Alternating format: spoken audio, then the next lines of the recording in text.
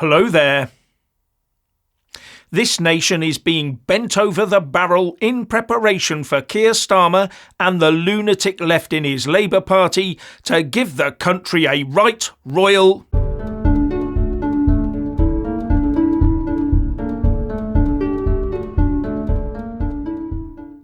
Both arms of the uni-party state, the Tories and the Labour Party, are split asunder on just about every subject, the worst being the reopened split over two minority religions. Oh yes, split, except for the ones they all agree on. Net zero and mass inward migration. They're all wedded to that, whatever we, the voters, think about it.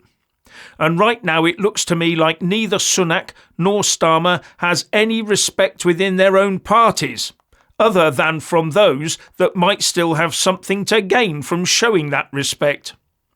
But how long that will last is anyone's guess. And the Tories, with their 80 plus, now just over 50 seat majority, are hard pressed to bring any meaningful legislation through. They can't even get some planes to Rwanda. And Keir can hardly control his own front bench either. In fact, when looking at Parliament with an effectively neutered government, it looks more like a coalition of 10 different squabbling parties all pulling in different directions. Maybe this is a warning not to go down the proportional representation route. Anyway, while all this is going on, our politicians are busying themselves not doing what the rest of us want done. In fact, while all this is going on, nothing seems to be getting done at all.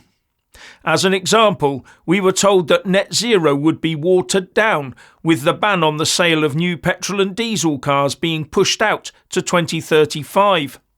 But I've not heard that this has actually been legislated for. Maybe it has, but it's been overshadowed by the Israel-Hamas conflict, perhaps. But Labour will reverse that anyway, so why bother? Now, when the Tories lose lots of seats and MPs, there's bound to be a need for loads of new Tory people to stand in 5 years' time. But those who select those MPs will be the same people that selected the last lot of Tory MPs. So it'll be new faces, but they will still be the old Tory pinko liberal wets. They will all still be part of the uni-party blob. However, the real pressing problem we have right now is that since all the hate and equality laws were put in place, this country has become more divided. As evidenced these previous few weeks with these protests in London, where anti-Semitism is now on open display, and the police have given up policing it.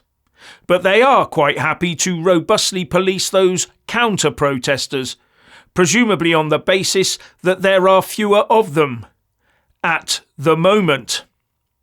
But would the general population take to the streets if this political direction of travel didn't change? For a start, those living in small leafy towns and villages probably peek through their chintzy curtains and think to themselves that there's no problem here, so why should I bother? Now, Christian Action Against Anti-Semitism is planning a unity stand in London this Sunday, the 19th of November. And there's also a national solidarity march against anti-Semitism organised by the Campaign Against Anti-Semitism on Sunday, the 26th of November. I've left links to those events in the descriptions box below, as well as a link to the October Declaration. Now, sometimes I go out for a walkabout to think things through. I thought I'd share my afternoon's musings with you. As I wander about the country, I'm just left wondering what's left for us ordinary people. We seem to be in a society which has to kowtow to any minority group at all. They get all the say, they get all the attention, and generally get most of the money. The rest of us just have to buckle under, it seems, and I don't understand any of this. It just seems to me so out of kilter with how life should actually be running. People are so sort of downtrodden now that I don't even think we're going to fight back. I don't even think that we'll bother. We'll just go about our daily lives and gradually disappear into some dystopian future. And I find that most worrying. We're there, aren't we? We're just doing as we're told, going around, obeying the law, paying these extra taxes and all the rest of it. And you have to wonder, what is going on? Where is all this money going? We're paying record taxes. We've got a record number of people in this country paying a record amount of taxes, or so we're told. But it always seems to disappear in someone else's pocket. Like all that fraud, what was it, £50 billion worth plus can't be accounted for. It's all fraudulently gone. All during the pandemic, when things should have been tighter.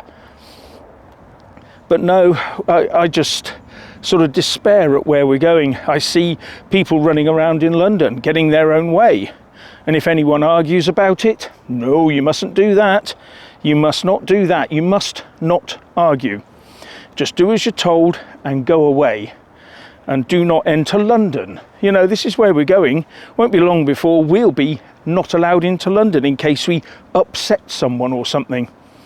And I find all of this so sort of desperately, I don't know what the word is, but it is depressing.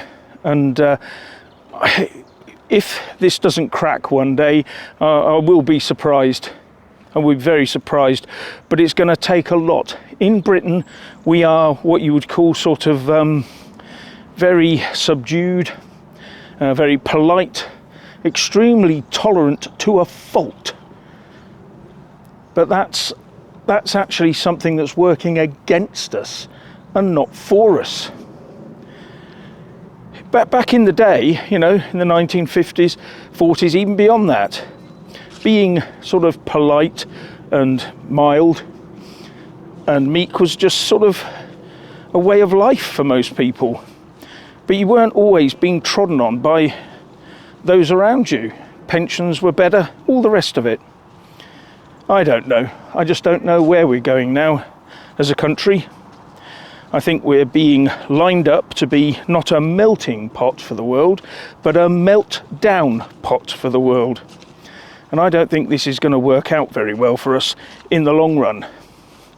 Now, these are just my musings as I wander around my little local park, sort of mulling things over in my own head. But I really do wonder where we're going. So I'd be interested to know what you all think. Oh, stop whinging, man, for goodness sake. That's my job. Right. Is Rishi Sunak's pledge to get channel crossers onto aeroplanes, is that going to save the Tories at the next general election, even if he does it? Do you think it's going to save them? No. They're finished. So, when Sir Keir Starmer gets in, will he open the borders and stop the flights to Rwanda? Well, yes, of course he will. Do you think the Labour Party will allow those flights to Rwanda to continue to take place? No. So there you go. That's the Rishi Sunak pledge to get the Rwanda deal up and running, properly contextualised for you. Yes, you're welcome. Short of Keir Starmer dry humping Rishi Sunak at the dispatch box, nothing can stop him from being Prime Minister. But anyway, you need to know where we stand right now and not listen to all this waffling about the Rwanda deal, because even if it were to be implemented by the Tories, it would be rescinded by Labour the following year. Don't get taken in by all this meaningless chatter and open your eyes to the truth. And let me lay it out. Let me lay it out for you quite nicely here. This is the truth. Well, the truth according to me, but no, I think this is pretty much the truth. One of the richest men in the country, who looks like an extra from the Muppets show, is pretending to be Prime Minister and making very important decisions on behalf of everyone, even though he isn't elected.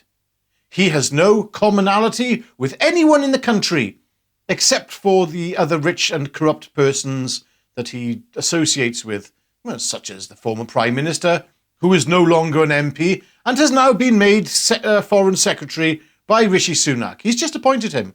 And This man has got very close links to China, this new Foreign Secretary, former Prime Minister of ours. Yes, very close links to China. How wonderful. That makes you feel safe, doesn't it? Especially, Foreign Secretary... sorry, my blood is boiling. Anyway, when you're thinking about Rwanda and who will win the next general election, just remember this.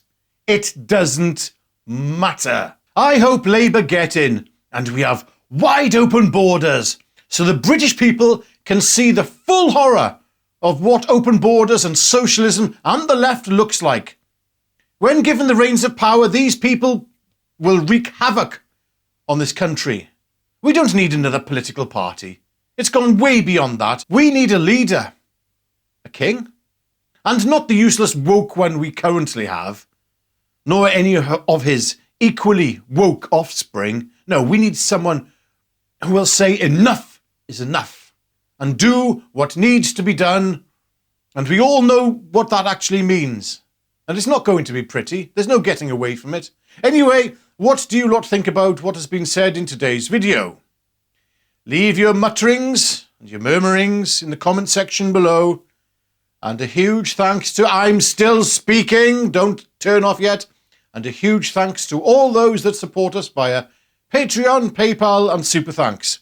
Information in the comment section below on how to support us and so we can keep making these videos. For the price of 1 pint of beer, you can help Jeff and I more than you will ever know. Anyway, God bless you all and bye for now.